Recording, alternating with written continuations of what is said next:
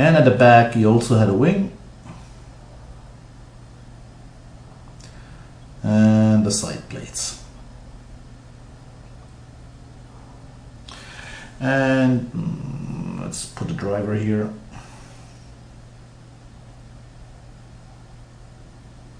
There's the driver and cockpit. There you go. I should do it. Rollover bar, and here we go. Now, basically, wings came at the end of the 60s. In 68, they started to turn up, or end of 67, they started to turn up in Formula 1 cars. And after some obscene wings, which went really high and stuff like that, things stabilized in 70. And basically, the cars had wings at the back, small wing at the front, and that's about it. And then a company called Lotus came up with an idea, and basically what they did, they said, why not have this section here also act as a wing? And what they did, the bottom profile of the car was not flat as in most cars, but was actually a wing profile. It went like that and up. So basically, when the car was racing, air would go through the bottom of the car and go up here, and basically the car as a whole would act as a wing, and that generated massive downforce. Not only was downforce created here and here, but also here. The whole car was generating massive downforce. That gave them an enormous advantage against their competitors, and that thing emerged in 1977, and that was the Lotus 78. And they nearly won the championship but they had a lot of unreliability problems with the engines and stuff like that. But then they topped that in the following year, in 1978, with the Lotus 79, and basically. First of all, that Lotus 78 was basically a wing car. A wing car. Yeah, it just had a massive inverted wing, and that was generating the downforce. What they did with the Lotus 79, which was the next car, Lotus 79, that was in 1978, and they won that championship with Mario Andretti. They created what's termed a ground effects car. And what's the difference? Well, let me just scroll down a bit. With a wing car, it's just that you just have the whole car is just one big inverted wing, just as like showed it up here, and it was generating downforce just like any wing. With a ground effects car, and there's the ground.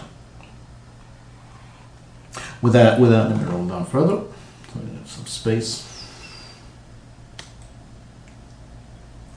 With a ground effects car,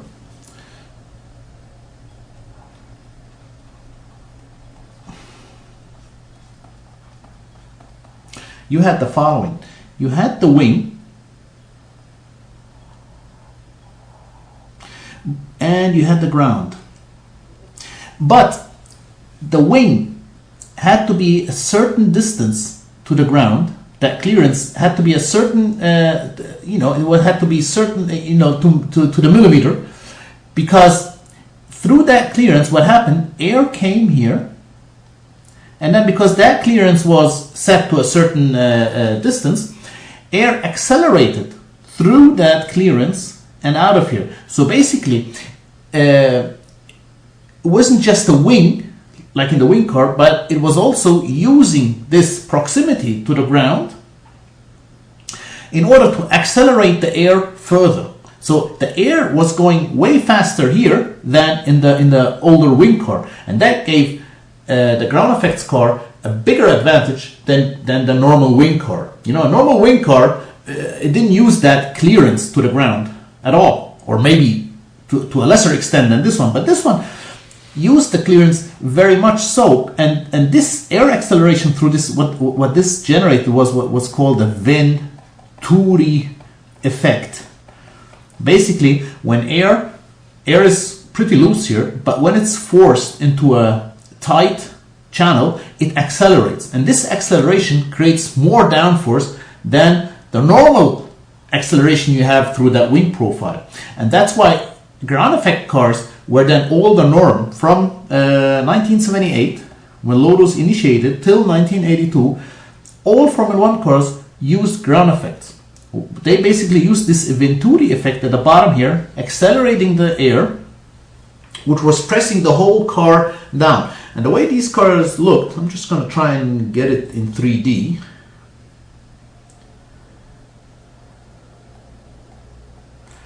So if I'm going to sketch the car, there you go. There is the